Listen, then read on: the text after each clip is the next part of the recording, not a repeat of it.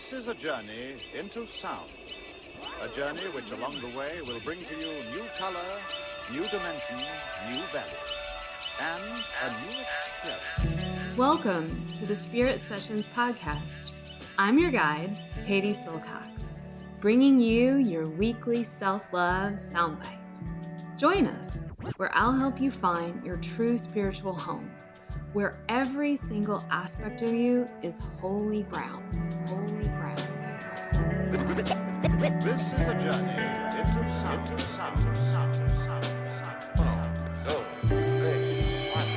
This is a Spirit Session podcast with Katie Silcox. Venga chicos, empezamos. Hey there, beautiful. Before we dive into this really awesome podcast with Dr. Nicole, I wanted to let you guys know about an amazing opportunity that's coming up, and it may be the only one of its kind this year. We are doing a live event. Yes, a live training with yours truly, Katie Silcox. It's going to be here in Charlottesville, Virginia. It's 5 days. The first day and the last day are on Zoom, and the 3 days in the middle are in Charlottesville, Virginia, beautiful Charlottesville, in our new event space. So I really hope that you can come. We are putting a link in the bio to those dates. And as of now, I think we have 10 more spots left to attend in person, and as many spots as we want for Zoom. So you can come virtually or you can come live. This training is going to be off the hook. Body and soul. We are going to dive into the ancient teachings around the koshas, which is all of the layers of who you are, the body, the psyche, the spirit, and most importantly, the dharmic, the part of you that longs to launch your dreams into reality. We're going to get to do all of that beautiful work together and be together, which is so beautiful and something that I've really missed during the pandemic. So that's coming up. And big news, our early bird registration for Ayurveda School is now online, and we're offering a really special deal. If you sign up for Ayurveda School 2023, you automatically get to join our members only community, where you get to start now. We can start studying together now. This month, every single month, I do a live workshop on a really juicy topic. Often we'll have guest speakers. And so that deal for getting in Ayurveda School is only through May. So make sure, if you know you want to do Ayurveda School in 2023, you join now so you can get that juicy little members only community deal. All right, don't miss this one. It's a really good one with Dr. Nicole Beurkens. Thank you guys. Hey everybody, you guys, I know every week I'm like, oh, I'm so excited, but actually I am so excited every week, and I'm doubly excited today because we have a really special guest. You guys, we have Dr. Nicole Beurkens, who is the world's leading holistic child psychologist. She is an incredibly experienced doctor who has 25 years of providing parents with super simple, effective, research-based strategies to help you guys get to the root of your kids' anxiety, attention issues, mood, behavioral challenges. Also, your kids can reach their highest potential.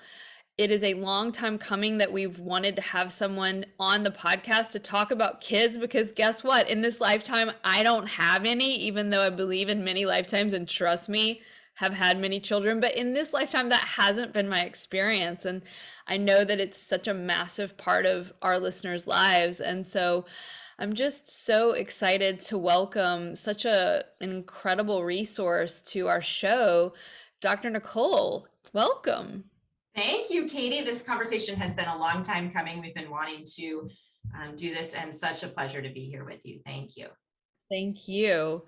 Well, one of my passions is really bridging the realms of Western medicine and science with these ancient technologies. And so when we met and I was like, oh, wow, holistic psychology for children, my bells went off, because Ayurveda, Tantra, this whole realm that I'm in is all about this interwoven, holistic nature of life. And to see someone with a background in psychology bring the word in holistic was intriguing to me. And so I think to kick us off, for people out there listening, what is a holistic child psychologist? Such a great question. It's sort of the type of psychologist that everybody's like, oh yeah, that's exactly what I need and want for myself and my kids, but we don't exactly exist on every street corner at this point. But to me, holistic psychology is really about recognizing that what goes on in people's minds, in their mental and emotional and behavioral experiences in life, are completely connected to everything that is going on in their body, in their physical body. It's connected to everything that is going on in the environment and the world around them. So it's really this idea that when we're doing well or when we're doing not so well in terms of our mental health, our emotional and relational lives, we have to look beyond what the traditional realm of psychology and mental health has been about, which is strictly, the mind and the brain. And we need to look more broadly at what are all of the things happening in this person's life, within them, around them.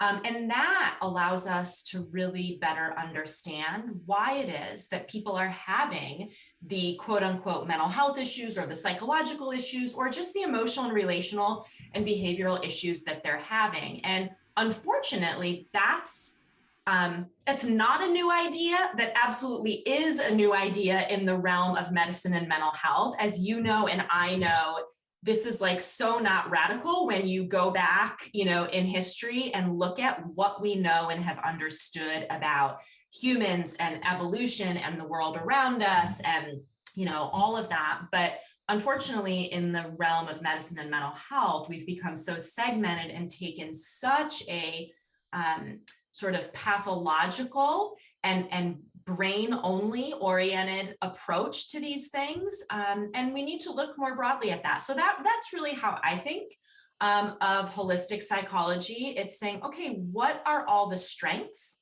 and the challenges that this person brings to the table? What's going on in them, around them? What's happening not only in their mind, but also in their body. And then that helps us to see how we can support both kids and adults to thrive. So that's kind of how I define it. Wow, I love that. As you were talking and I was hearing you, Nicole, it was like, wow, she's defining Ayurveda. Mm-hmm. Right. And I love that feeling that there must be something whole and good and true when you and I have studied such different things, and yet we can so effortlessly come together because there is a holistic framework. And when there's and we would call that on the spiritual level, like that's the divine mother. It's like, it's holding everything. And because you and I hold a holistic framework from very different studies and disciplines, you and I can meet effortlessly. And so it feels exciting to me. And I think the next thing that I want to ask you from that basis is, personalizing it just a little bit. In my family, I was kind of the, they may describe it differently, my family, but the way I describe it is like, I was kind of the weird one and the like super emotional, also super intellectual, super analytical, also had struggles since a young age with anxiety. And there was a way in which the child becomes the focal point and sort of pathologized, as we call it, the identified patient of the family. And as I've begun to open up my own consciousness around all of this, I'm like, wow, I was existing and nested within this whole system of things, dynamics, issues, we could go deeply into that. And so when we were preparing for this call, you were like, well, what I want to couch things in is the role of the parent. Mm-hmm. When we talk about child psychology, mm-hmm. Can you speak? I know I don't need to say much more because you are putting, you're picking up what I'm putting down. So like, can you speak to that systemic need when addressing children's psychology?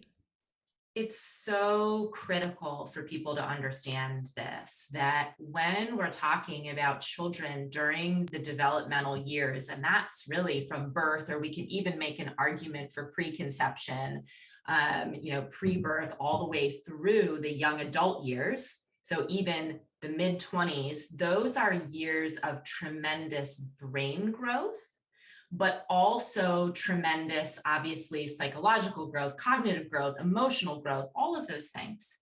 And children are simply a mirror. Their development is a mirror for what's going on in and around them. So it's always interesting to me that we even have this idea with kids during those developing years, that if they're having a symptom or an issue, that they are the sole container for that issue. Even in cases where we do have genetic or biologically driven kinds of things going on, children still exist within multiple systems and don't have control over very much in their life, or certainly not over those systems that they exist in. So we have to look at what's happening for kids in the context of the systems that they exist in, primarily the family system. And I should step back and say, this can get sensitive for a lot of parents. Yeah, my mom listens to all my podcasts. That's right. Honey, I did my best, yeah. Absolutely. And I will say, I come at all of this as a parent myself. So yes, I spent 25 years studying all these things, getting various degrees. Yes, this is professionally what I do. And I'm a mom of 4 kids, so I understand the parent side of this too. So let me just step back and say, this is not blaming of parents, caregivers, families, not at all. This is simply helping us better understand what it is that's happening so that we can better address concerns and issues, okay? So kids exist within family systems. They're being raised by a parent, multiple parents, maybe grandparents, caregivers, whoever it is that's responsible for caring for them physically, emotionally, all of those pieces. They're embedded in those systems. They are learning and soaking in everything that they know about how communication works, relationships work, how things in the world work. They're soaking all of that in from the people and the experiences around them. And so that means that inherently, those of us who are adults in the lives of kids are part of the process of what's developing or not developing for them. And when there are concerns, whether that's behavioral or developmental or whatever it might be, we need to not just look at the child, because they're not an island unto themselves. This actually is true for adults also, but we're talking specifically about kids, and it's very true for children. We need to not just look at the child, we need to look at the systems that they exist in. And that means even for kids who are already in school, that means also looking at the school system, the educational system. It may mean looking at the social system.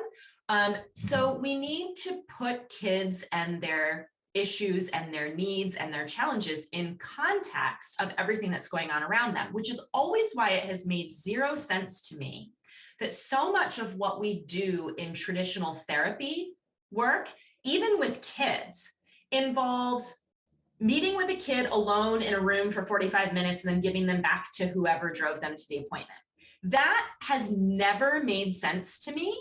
Wow. Because we really can't make a lot of progress with children when that's how we're approaching the issues. And I've always looked at it as, if a child is coming to my clinic because they're having some kind of challenge or concern, I need to be a lot more invested in understanding what's going on with the adults and the environments in their life, and actually spend a lot more time, at least initially, with the parents, the caregivers, the people who are raising this child, to give them an understanding and tools to shift what's going on in the relationships, in the environment, that's how we ultimately have better impact on kids. That doesn't mean that there isn't a time and a place for working one-on-one with kids to help them develop specific coping skills, things like that. Of course, absolutely, especially as they get older.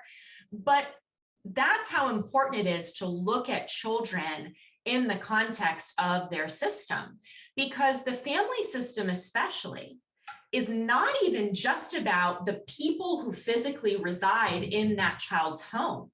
It's about the generations that came before and how the parents or caregivers raising this child were raised. What was their lived experience as a child in their home, in their community, in their school? What was the grandparents' experience? Because when we start to unpack that, what we see is these ways that systems operate, the ways that we parent, the ways that we teach kids how to understand and express or not express their emotions, how we discipline them, how we construct the environment and the routines within our family unit.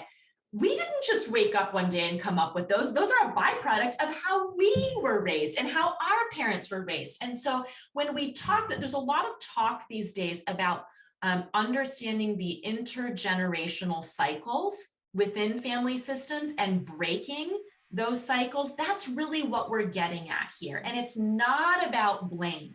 Yeah. It's about understanding, because when I, as a mom, can have a better understanding of the generational cycles that have led me to be the adult that I am today and the mother that I am to my kids, it allows me to step back from that and become aware of what I want to hold on to and keep from that because it's going well for me and for my children, and what I want to do differently. And that is key to unwinding so many of the issues that we have as parents and so many of the issues that our kids are having. So hopefully that provides a framework for understanding when we talk about these generational cycles, when we talk about breaking these cycles, when we talk about looking at kids in the context of these systems, that's why it's so important. Amen. Thank you. I was reminded as you were talking of Carl Jung, one of my mentors, who said, you can understand everything about a child by looking at what a parent was not able or willing to feel. And just to really highlight one more time for the listeners, moms out there, this isn't about creating a guilt complex in you. It's really about a cord of compassion. Of understanding that cord of instruction, verbal, nonverbal, right, that we received. And the ancient mystics say it's at least 7 generations back, we're still feeling the reverberation. And while it may feel overwhelming to have to go back that many generations, you really don't. The consciousness that arises out of one doing their own personal work goes in all directions, forward and back. So true. And you don't need to go, just being aware that these patterns have been there without spending years and years trying to figure all that out and unwinding it, just knowing I am a byproduct of the generations that came before me. And I now, as an adult, as a parent, have the opportunity to figure out what I want to do with that. To me, that's really empowering. It's so disempowering when parents don't understand this and aren't taught this, which, by the way, is the majority of parents. Luckily, this is becoming more in the mainstream, and I think that social media has really helped with that. But this is still pretty new to a lot of people. Don't even know this, and it's so disempowering to feel like you're repeating these patterns, you don't know why, and you can't do anything about them. Right? You're just unaware and going through, and then, you may have these moments where you go, oh, I wish I didn't yell at my kid so much, or, oh, I wish my kid wasn't so anxious, or, oh, I don't know what to do about any of this. But then if you don't have an awareness of where these patterns come from and the fact that you can take some steps to shift that, it becomes very disempowering. It feels very hopeless. And so to me, instead of looking at this through the lens of guilt or shame or denial or whatever, to say, wow, what an empowering opportunity. And I want to touch on one thing here too before we move forward, because some of you listening are parenting a neurodivergent child. We have that term now, a child who has their own innate differences in terms of how their brain works, how they function, whether they have a specific diagnosis of maybe something like autism spectrum disorder, ADHD, anxiety, whatever it might be, or they don't have a specific diagnosis. And what I want to say about that is everything that we're talking about here applies to parents raising those kids as well. Sometimes I see comments or hear from parents who say, well, that's all well and good for people, doing sort of the normal parenting thing, but my child has this, or my kid is this. Look, what we're talking about here are the fundamentals of what it means to establish healthier parent-child relationships and healthier systems. That's at the core of supporting development for every child. And these intergenerational patterns that we're talking about are just as relevant for these kids, even if they have their own unique biologies, neurologies that they came into the world with. All of these patterns and the ways that we think about and relate to them are rooted in these same things. So I feel like that's important because we're seeing a rise in kids with all of these types of issues. And I just want to be clear that all of this applies to you regardless of the specific needs or challenges or issues that your child might have. Yeah, I'm glad you brought that up. And I'm always framing it within a more, or not more, but within a spiritual context of the lesson and opportunity. The thing that feels like the most intolerable, the thing we want to repress and avoid, is where the gold is sitting. And so while this is a very challenging topic, parenting is one of the hardest things that one can do. It is also the place where spiritual gold is sitting. And often what I've found with my clients and students in our school is and I want to frame it well. It's not that, so historically, one would choose not to have children if one wanted to focus on their spiritual life. Mm-hmm. You would go become a nun or a tantric, right, woman in the hills. And now many of us are moving into the realm where we're actually upgrading or up-leveling, we could say, where we're being asked to actually do the parenting, do the wifing, do the relating, and do the working, and do that spiritualization thing. And so what I've seen is that with moms that come to my school and the women I've worked with one-on-one, Nicole, their children, especially the ones they find a little more challenging, are exact mirrors for this stuff they haven't dealt with yet in themselves. Do you find that?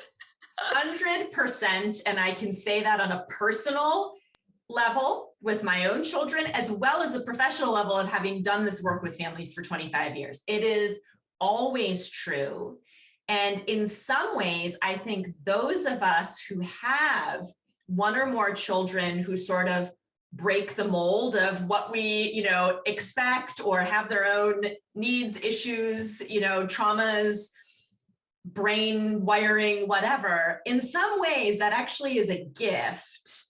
Because it speeds up, if we let it speeds up the process of us coming to terms with and dealing with our own stuff, because we have to. And, I always say becoming a parent, whether you meant to or it was accidental or whatever, becoming a parent is the most intense, effective personal development that you can go through if you let it. If you survive it. Because what I've also seen with humans, what I've also seen is people who were like had their shit kind of together and were on like a good awakening path. They have kids and it's like, where did you go? You're doing whack shit. Yep. You know, sorry to use that language, but you're just like, where did you go off the rails? And so I think same with sex. It's a highlighter. It's a atomic bomb that brings everything to light, and either we go to sleep again or we change the pattern. Oh, so well said. And I think the thing that creates the most difficulty for most parents is around this issue is that we have this whole story that we tell ourselves before our child is even born or comes into our life. And most of us are very consciously unaware of the story that we tell ourselves around this, but we have an entire story in our mind of what this is going to be, who our child is going to be, what they're going to grow up to do, what our family life is. And we construct this whole world of stories in our head about what this is going to be, which brings us into the experience of actually parenting our kids in the real world. Sets up a ton of expectations that many of us are not even consciously aware that we have. And so then when we have these physical beings now, and especially when they get past the age of 2 and they start having a mind of their own and doing their own things and having their own opinions and behaving in these ways, what we run up against constantly is this butting of heads between who our child actually is and the real experience of having our family and raising our kids and doing the thing and the stories that we've told ourselves.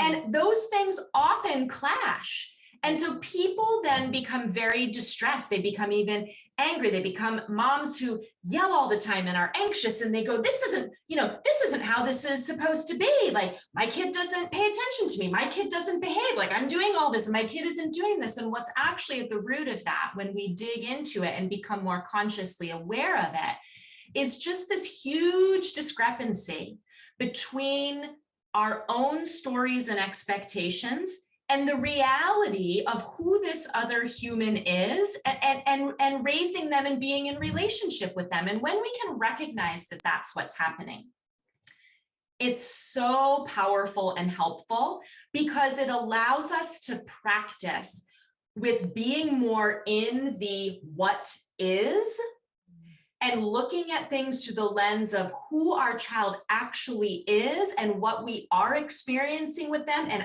our experience of being a parent and being in this family, as opposed to the story that we told ourselves of who the kid was going to be, how the family was going to be, who we are. And when we can ground ourselves in the reality of that and have more awareness of that, it opens up all kinds of possibilities then for how we can shift and grow ourselves to be the parent that our kid actually needs us to be, to embrace who this child actually is. And that removes so much of the friction that we encounter on a day-to-day basis with raising these humans.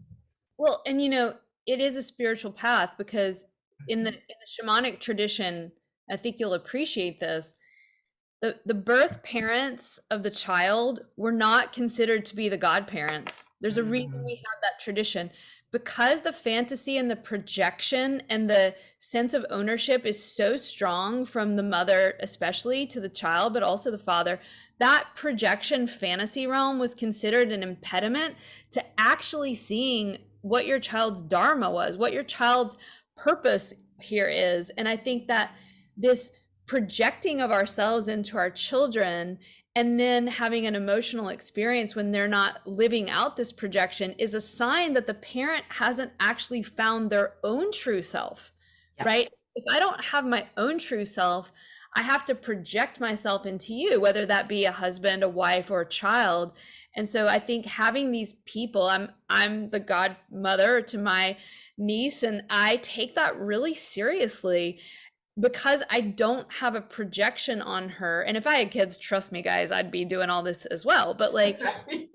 I think this idea of parental projection is so strong. But I want to commend all of you out there, and you, Nicole, for like this is, if you are going to truly step into making parenting a spiritual art, oh my God, there's a reason they call having a husband and children the uphill, faster journey to enlightenment. I love that.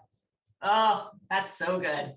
So I want to pivot a little bit because of my personal curiosity. And I love these sorts of systems of, I think it would be helpful for me, but also for parents out there, of codifying.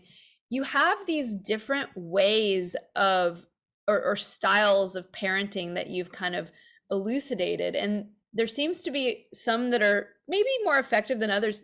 Can we pivot into that realm?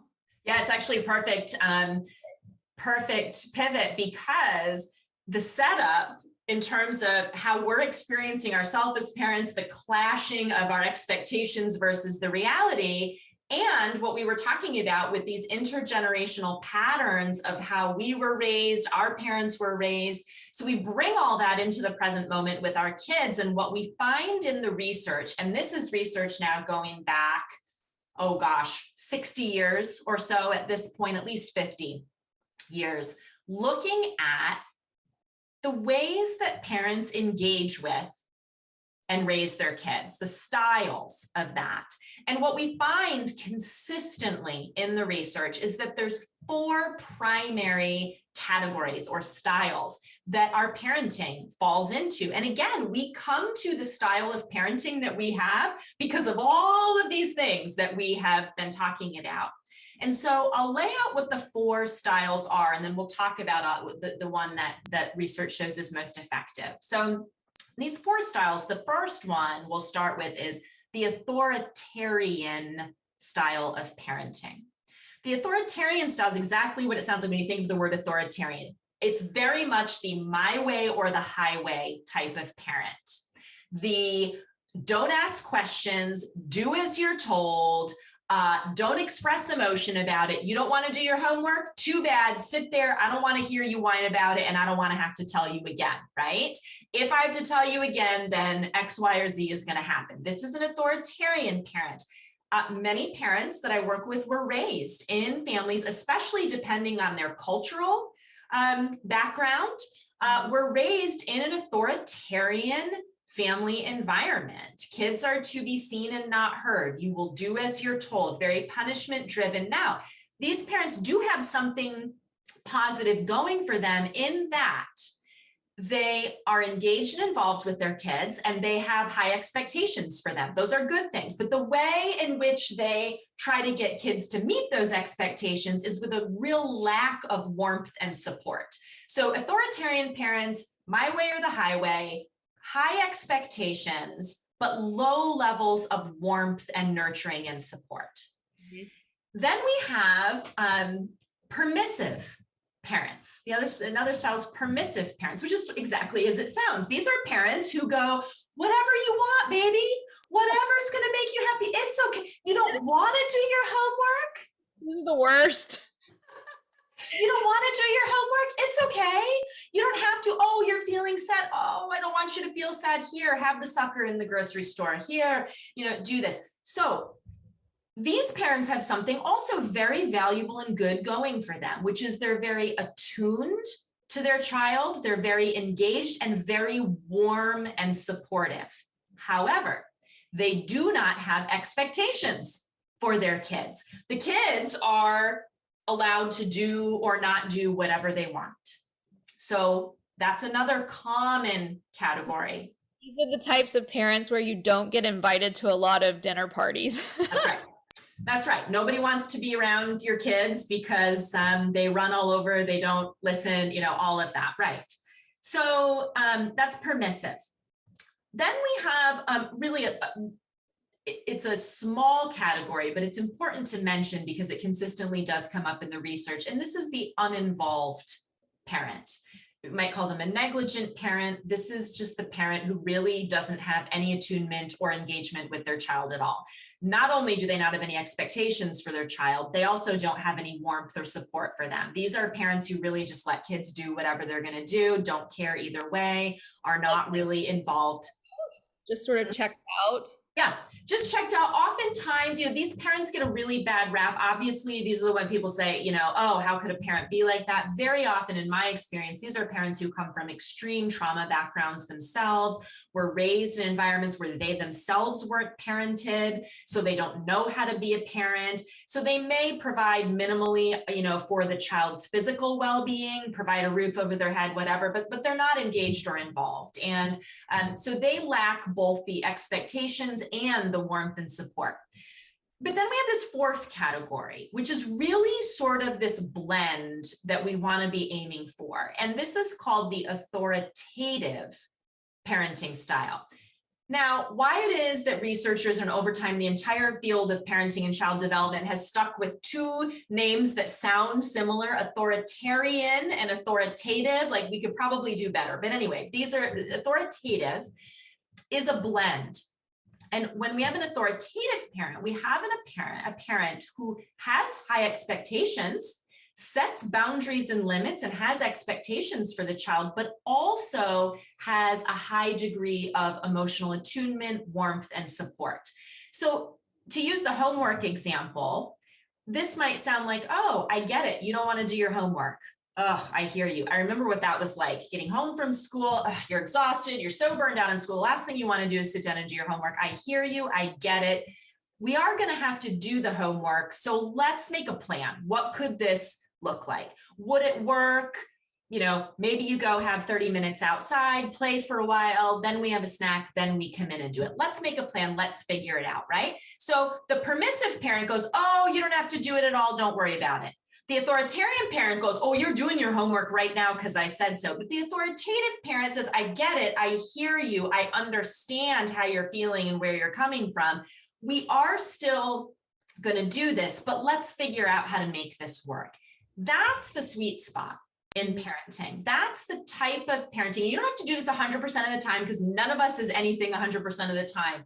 But if the majority of the time you're falling in this quadrant of high expectations, setting boundaries and limits, and also being warm and empathic and responsive, that's the combination that the research shows leads to the best outcomes for kids, leads to children who develop the best sense of themselves, leads to children who understand how to engage with community and other people around them relationally, leads to kids who have better emotional and behavioral regulation, who understand and are attuned to their feelings, but also are able to put a pause between how they feel and how they're reacting, and manage that well.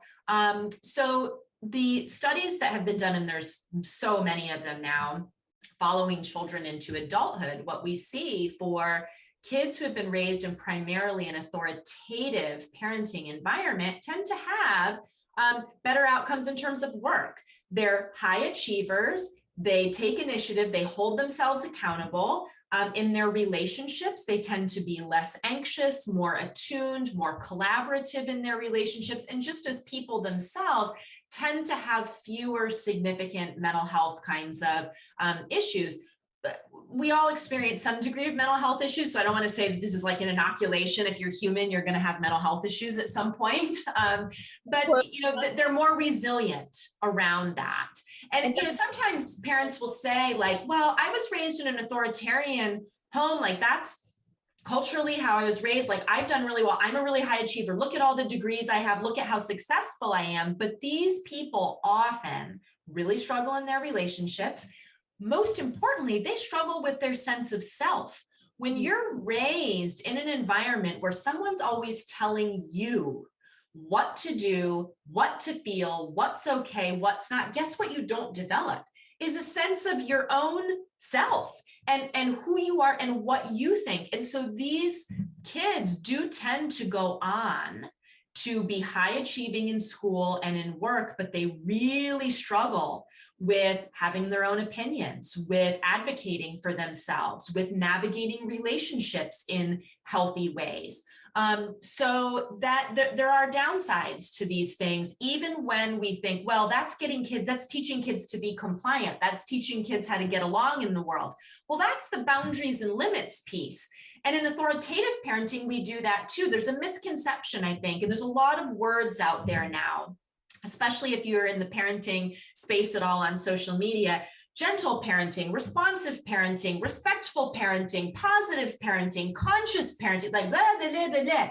What all of these are getting at is an authoritative parenting style, combining limits and boundaries and expectations with warmth and support. This is not a willy-nilly, oh, you're not feeling good about it, you don't have to. No, that's permissive. What all of these approaches are talking about at their core is this blended style that's really where we want to aim. Well, and if I may, this is the yin and the yang of all of reality, as you know, to go big. Nicole, this is also consistent with the work I've been studying. You may be familiar with Dr. Dan Siegel, where we're working with the left and the right brain, which is what we're doing when we're doing enlightenment practice, where one is coming into contact with the true self and able to set limits and boundaries, right? And we see that even it is down to our anatomy. When we are given limits and boundaries and firmness, and we traditionally would call that the more masculine element that we all have, and we're given love and warmth and empathy and relationality and that physicality of maybe the nonverbal realm. I'm going to put my hand on your arm, I'm going to sit with you in this feeling, right? And but what I know that you've seen and I've seen in our communities, which are like airy fairy yoga girls and like moms, it's like, dude, you've overdone it, the attachment parenting, and now your kid like can't wipe itself, right? And to find that balance between left and right brain is also what we need to do internally with ourselves, right? I'm not allowed to eat a whole cheese pizza and watch 6 hours of Mad Men on Netflix, but I'm also not going to like go on a strict diet and never get to watch a movie. And so it seems that you and I are talking about this outer relationship, but it also is reflective of the internal relationship to your own heart. Absolutely. So many important things you said there. And I will mention Dr. Dan Siegel has actually written several really pivotal and important books and papers in the child development and parenting space, because all of the concepts he talks about with the neuroscience of brain integration and interpersonal neurobiology and all of those things are so relevant to children and our relationships with them and their development. So for people who are interested in more about that, Dr. Dan Siegel's work around parenting is key. Yeah. I think too, the piece that you said about our own relationship to ourselves in order to be this type of parent with our kids is key. It's key because if we don't have a good blend of this for ourselves, if we're not able for our own self to find some kind of combination of limits and boundaries along with empathy and warmth and self-compassion for ourselves, we are going to struggle mightily to be able to do that for our kids. And so when I work with families, very often, when I look at the type of parenting style that's being used to raise the children, you see that in one or both of the parents. And interestingly enough, what often happens, especially with people in the community of sort of holistic health and yoga and enlightenment and all of that, what I'll see is the mom who comes in who is falling very heavily in the permissive parenting realm, and a father who is falling very heavily in the authoritarian realm, because that tends to be how boys are raised, at least, in many cultures.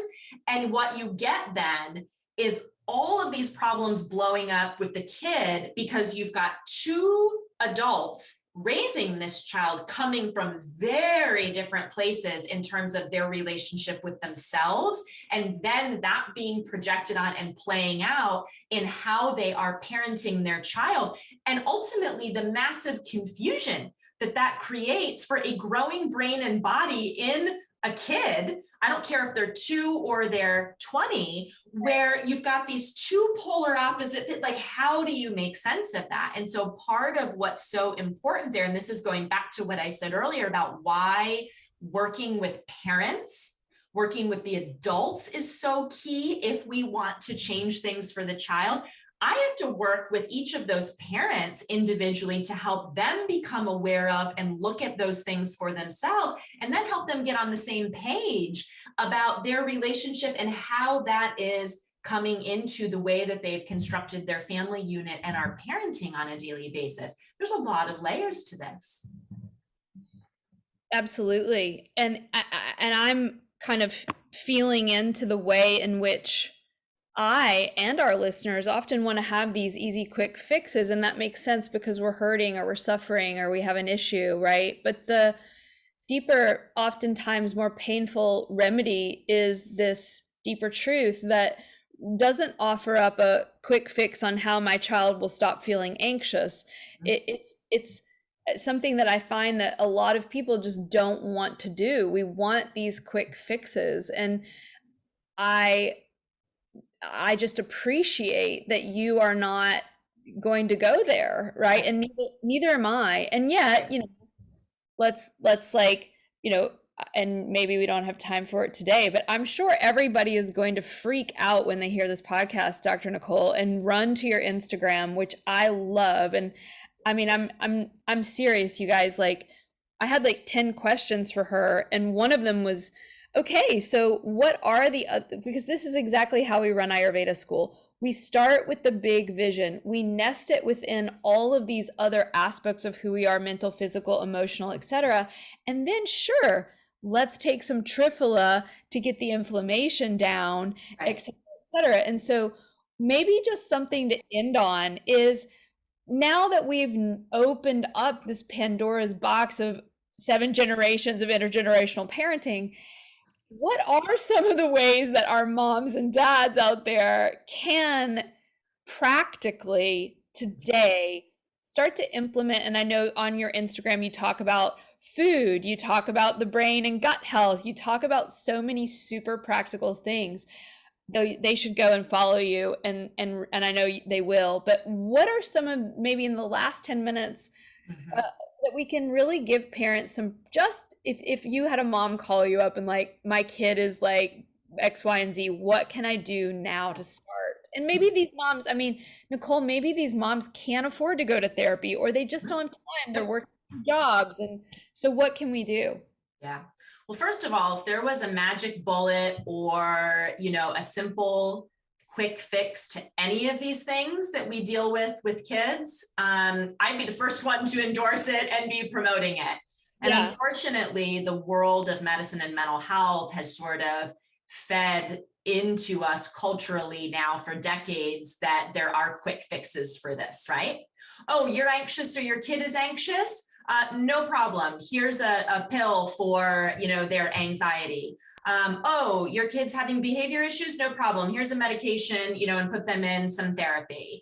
Oh, you're stressed? Oh, here's your pill and your, therapy for that. And here's the thing, if it worked, great. It doesn't. Even in situations where there is a quote unquote quick fix in terms of a medication that takes the edge off things, medications, and to a large extent, the work that's traditionally done in things like cognitive behavior therapy puts some Band-Aids on the symptoms. But what we really need to be interested in is getting to the root level of why are children and adults having these issues in the first place. If a child is coming to me and they aren't able to focus in school and they're impulsive and hyperactive and running around all the time and can't fall asleep and don't do anything their parents say, okay, those are just symptoms. I could go down a checklist in my diagnostic manual and say, oh, well, this child has ADHD. Well, here's what we do for ADHD. We send you to your pediatrician or your psychiatrist for a stimulant medication, and then we tell your parents to put you in some sort of behavior therapy. That's how the system tends to work. And this is why so many adults grow up thinking that they're broken and can't ever get better, because that's what they've been offered. To me, when a kid is impulsive, running around, can't pay attention, everybody's complaining about them. What I'm interested in is why is this kid having these issues in the first place, which requires digging into all of the holistic things that we started this talk, our conversation thinking about in terms of not just these quote unquote brain-based symptoms, what's going on in the body? Is this child sleeping? Because many are not, or they're not getting good quality sleep. What is this child eating? Is this child on a blood sugar roller coaster all day long? Because I'll tell you what, you put a little kid on a blood sugar roller coaster all day long with what you're feeding them, and then you couple that with them not getting great quality sleep at night, and you will create an ADHD diagnosis. That's just what happens. So it's important for us to dig into what's actually going on here. What's going on in the system of this child? Are parents fighting all the time? Is there inconsistency in what the expectations and the consequences are? Is this child in a classroom that is developmentally inappropriate in terms of the expectations that this little kid whose brain and body needs to move is being forced to sit at a desk for 6.5 hours a day doing worksheets that they already know how to do, okay? These are the things that we have to delve into and get curious about. So that's the first thing. What can you do right now is understanding that unpacking all of the stuff that Katie and I have been talking about for yourself is a key part of it. That's the first thing. The second thing is being aware of root cause, the idea of what is actually going on. These symptoms are not just inherent to your kid.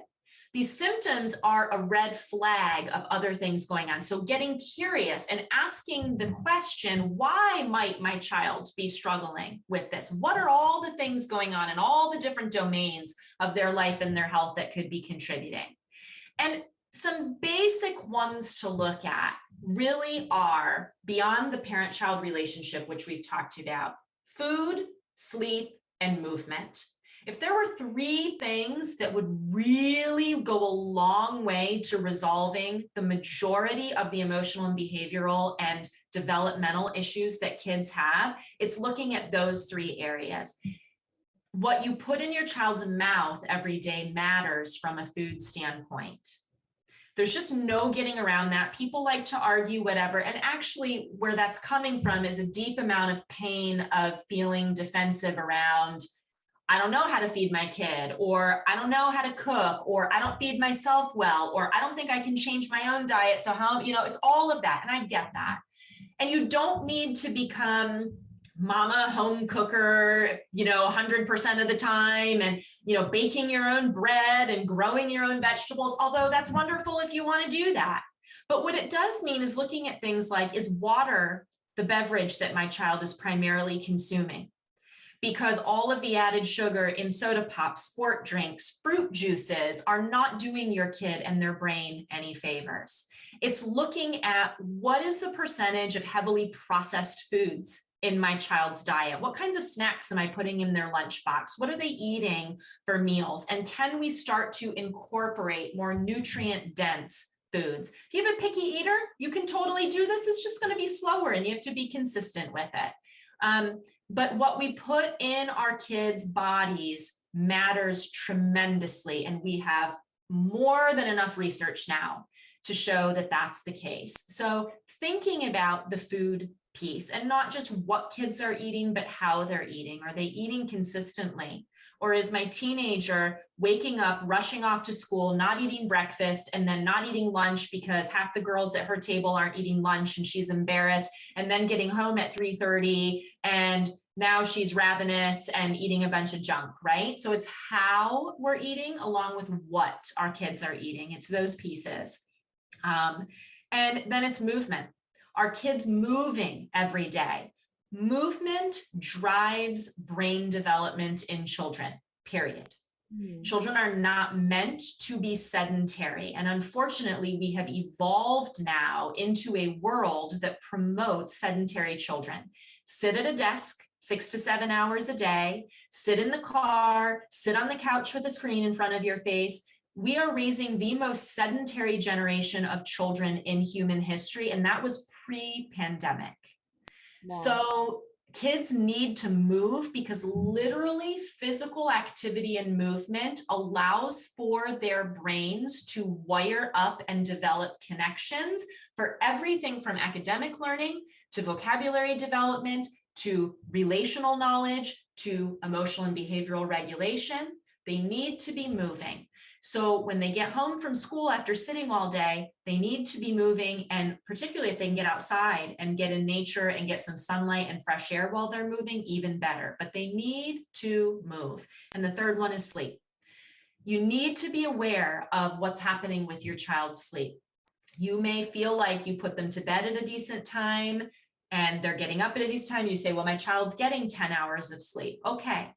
But are they getting quality sleep? Are they restless during sleep? Are they up all the time in the night? Are they sleep talking, sleepwalking, snoring? Are they grumpy bears the second they get up? Are they impossible to wake up in the morning? Do they struggle to fall asleep at night? These are all important signs that something is not working well with your child's sleep. And not getting enough good quality sleep impacts all of us, regardless of age, but it impacts children even more. And by children, I don't just mean our littles, I mean through the young adult years. There is substantial research evidence to show that a significant amount of the quote unquote mental health issues that our teens and young adults have actually are driven by them being underslept.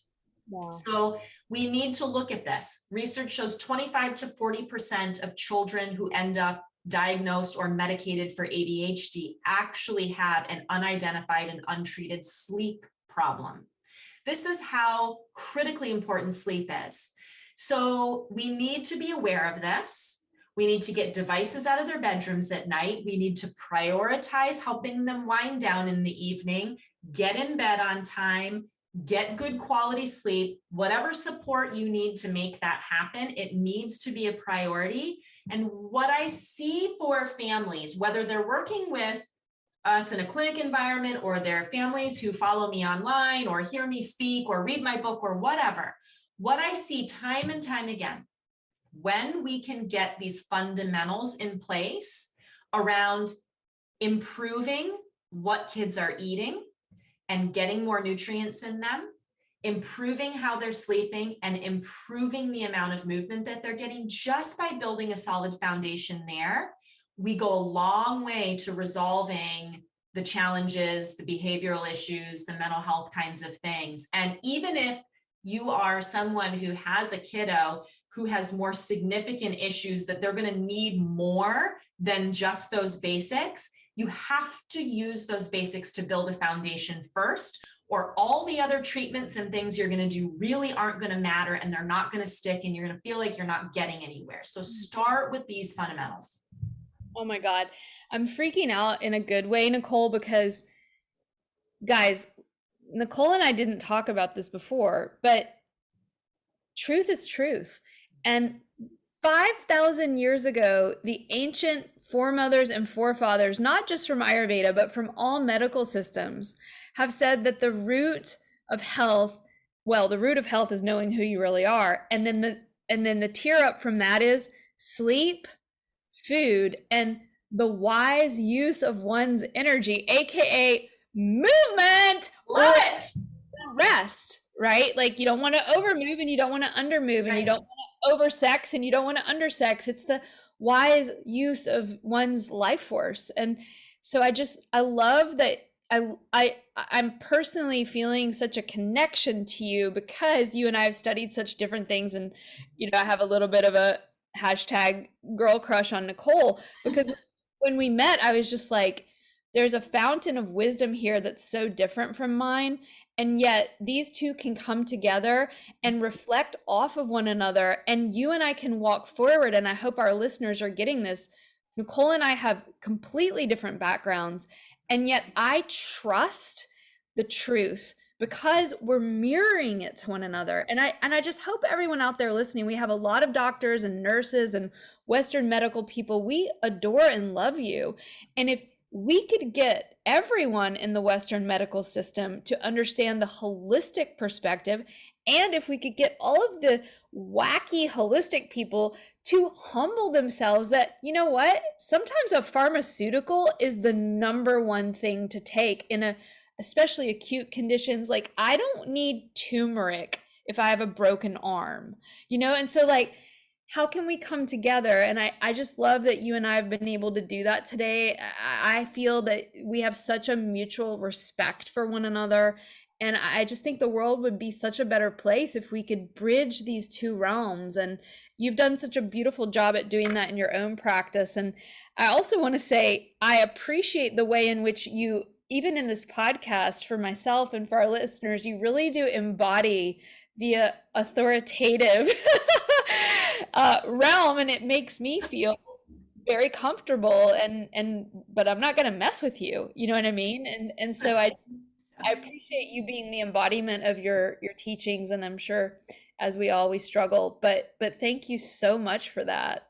Oh, thank you. This has been a joy, and the feeling is mutual, and I always find it so interesting when we do connect around these things, how much of our work mirrors each other. And I learn so much from you because I don't have a background in everything that you do. And it's always so fascinating to me how nothing is new. Nothing is new. Nothing is new. And it's just a reminding and a connecting and a regrounding. And in some ways, like, I feel like the work that you do and the things that you teach can provide such an important compass for all of us, especially as parents, especially as women, in today's world and culture that tries to take us in a million different directions that are not helpful. And what you're doing gives us this compass that can continue to keep us pointed in the right direction. And it is amazing to me how much our work dovetails. So thank you for letting me chat and go on about these things today. And I'm excited that we're going to do a class together. I'm going to get to do some teaching for the people in your school. And I'm excited about that too. Well, yeah, we have a secret little piece of fun news that we're going to have Dr. Nicole as a special guest to the Shakti School. I'm sure, our current students are going to be wildly excited about that. If they want to find out more about you right now, and I want to know more about your book, so can you just kind of tell us where they can find you and what you have written? Yeah, so the best place to go is my website, drbeurkens.com. My last name's weird, Beurkens. But I have all years now of articles and videos and resources and all kinds of things that people can access there. And then I'm most active on Instagram. You mentioned my Instagram. That's where I have, just a wonderful large community of parents and professionals.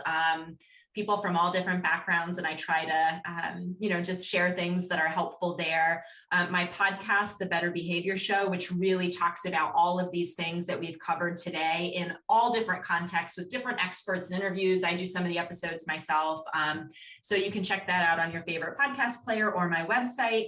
And then my book, the book that I wrote for parents is called Life Will Get Better. And it really, if this conversation today resonated with you in any way, whether it's around like the nutrition piece piqued your interest, or the breaking intergenerational cycles, the parenting relationship piece, or whatever it might be, that really is covered in that book. That book is meant to give parents sort of a foundation for these ideas, and is very practical in terms of like 10 things you can do in the nutrition realm or in movement realm, and covers all of those areas. So you can find that book on Amazon or wherever books are sold. Yeah. Wonderful. Well, thank you so much for being on Spirit Sessions, Dr. Thank Nicole. you for having me.